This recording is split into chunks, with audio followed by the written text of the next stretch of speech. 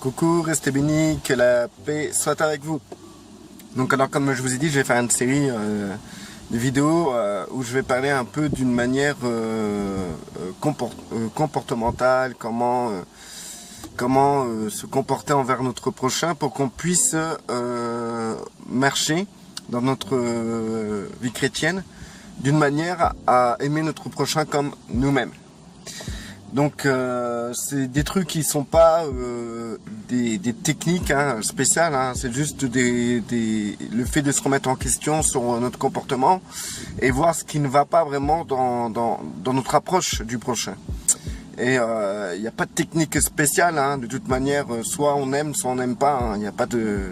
Mais après, il y a une mise en pratique de notre amour qui peut différer et qui peut être, qui peut nous aider à pouvoir manifester cet amour correctement dans la pratique de notre marche chrétienne. Donc, alors, je tiens à dire un truc important. Tout à l'heure, en conduisant, j'étais en train de réfléchir. Je me suis dit, mais les gens, ça va les saouler et tout, que je leur parle de patience, de bonté et tout ça. Et je me dis, en fait, c'est vrai que dans ce monde-là, c'est très dur d'être patient. C'était ma première vidéo, là c'est la deuxième. D'ailleurs, je vais mettre des chiffres sur mes titres pour que les gens puissent se repérer. Et c'est vrai que là j'ai pas de la bonté. Et tout le monde sait c'est quoi la bonté, la patience, etc. Et tout le monde essaye d'être bon et patient. Et le problème, c'est qu'on vit dans un monde où c'est très dur de se comporter ainsi et qu'il faut énormément d'efforts. Donc moi, je vous ai dit, bien sûr, il faut... mon but, c'est pas de faire de vous des super chrétiens ou si vous m'écoutez, que vous allez devenir des super chrétiens, mais plutôt, cela va vous aider à marcher plus simplement. Les vidéos que je veux faire, c'est pour vous aider à marcher plus simplement. Donc dites-vous une chose, pour marcher en toute simplicité. Tout ce que vous faites pour votre prochain, c'est entre vous et Dieu. C'est pas vis-à-vis de votre prochain. Au fond, c'est pas en vis-à-vis de votre prochain. Vous aimez votre prochain, c'est très bien. Vous êtes patient avec votre prochain, vous êtes bon avec votre prochain, c'est très bien. C'est la marche dont vous devez absolument avoir pour pour mener le bon combat de la foi et avec ces deux piliers qui est d'adorer Dieu et d'aimer son prochain comme soi-même. D'accord? Donc du coup, il faut pas faire ça. Il faut pas être, il faut pas avoir une approche envers son prochain pour qu'il change. Le but c'est pas que eux ils changent. Le but c'est que vous marchez correctement. Donc le plus souvent les gens sont découragés pour la simple raison parce qu'ils s'attendent à un résultat. Et ce résultat, c'est souvent que peut-être la personne en face change ou finisse par croire en Christ grâce à notre comportement chrétien. Ou ils attendent de l'autre quelque chose. En vérité, vous devez vous attendre qu'on vous crache dessus. Même si vous êtes bon avec les gens, attendez-vous qu'on vous manque de respect. Attendez-vous qu'on vous écrase. Attendez-vous qu'on vous maltraite, qu'on vous maudisse. La preuve en est, vous avez bien vu avec moi, j'essaye d'être bien avec les gens et les gens veulent me maudire. Mais ça m'empêche pas de continuer à être bien parce que si je suis bien, c'est parce que c'est ma marche en Christ. Parce que je respecte ma marche en Christ. Et pour moi, ma marche en Christ a de la valeur. Et cette valeur, je la retrouve à travers le fait que j'adore Dieu de tout mon cœur, de toute mon intelligence, de toutes mes pensées. Et aussi parce que j'aime mon prochain comme moi-même. Et donc, ce que je mets en pratique pour moi-même, je mets en pratique pour mon prochain. Et de cette pratique-là découle une réussite dans ma marche chrétienne, tout simplement. Une réussite. Et on peut aimer notre prochain, mais ce prochain peut nous maudire, nous mettre un coup de couteau dans le dos. Et c'est exactement ce que Christ a fait d'ailleurs quand il était sur terre. Christ, quand il était sur terre, il a manifesté le fruit de l'esprit, l'amour dans sa perfection, et il a fini crucifié. Il a dit, vous êtes mes serviteurs, les serviteurs ne sont pas plus que le maître, et le maître n'est pas plus que les serviteurs. Ceux qui m'auront fait, ils vous le feront. Et Christ, dans son enseignement, il a enseigné qu'il faut être, qu'il faut tendre l'autre joue. En gros, soyez bons, on va se retourner contre vous, tendez votre joue, tout simplement, pour que votre bonté soit complète. Donc, voilà. Donc, c'est ce que j'ai vraiment eu à cœur de dire dans cette vidéo. En plus de la continuité du comportement à avoir envers notre prochain. Donc, cette chose que j'avais à cœur, c'est tout simplement le fait de ne pas s'attendre à que votre comportement va modifier le comportement des gens. Il faut pas s'attendre à ça. C'est pas le but, en fait, si vous voulez. Il faut vous enlever ça de votre tête. C'est pas le but de changer les autres. Notre but, c'est pas de changer les autres. Notre but, c'est de marcher comme Christ a marché.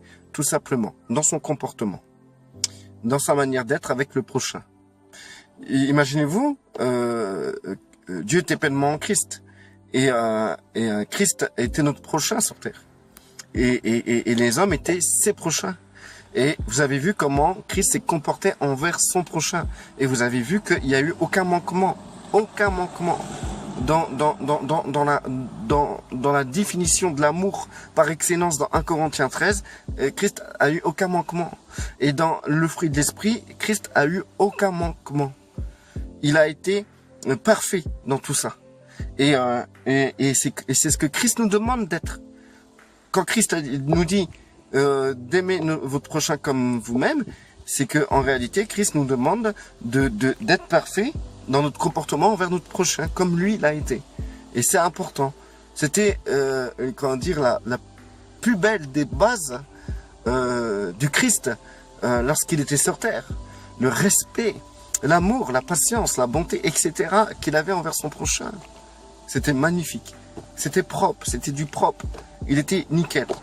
Et nous devons tendre à cela. Tendre à cela. Donc du coup, c'est pour ça que c'est important de s'asseoir et redéfinir qu'est-ce que c'est l'amour. Voilà.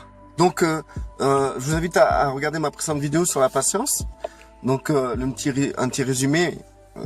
La patience, en gros, c'est accepter l'autre dans sa faiblesse et pouvoir être avec ces gens-là dans leur faiblesse. Être avec des gens dans leur faiblesse. Demeurer avec eux dans leur faiblesse.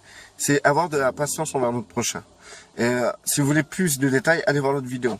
Donc du coup, là la bonté, c'est entre parenthèses avant de continuer, Christ a été patient. Il a quitté sa gloire d'en haut pour être au niveau des hommes.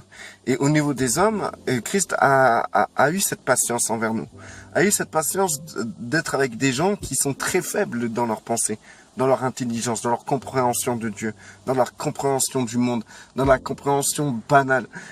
Christ, lui, il avait un savoir extraordinaire et il a été patient avec ces gens-là. Il a dormi avec eux, il a marché des heures avec eux, il a partagé des tas de choses avec eux, des repas. Il a même été avec des gens qui justement étaient des gens de mauvaise vie et il a passé des soirées avec eux.